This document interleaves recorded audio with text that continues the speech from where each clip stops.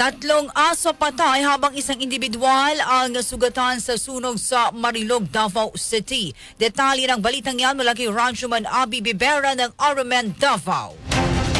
RMN Live Report!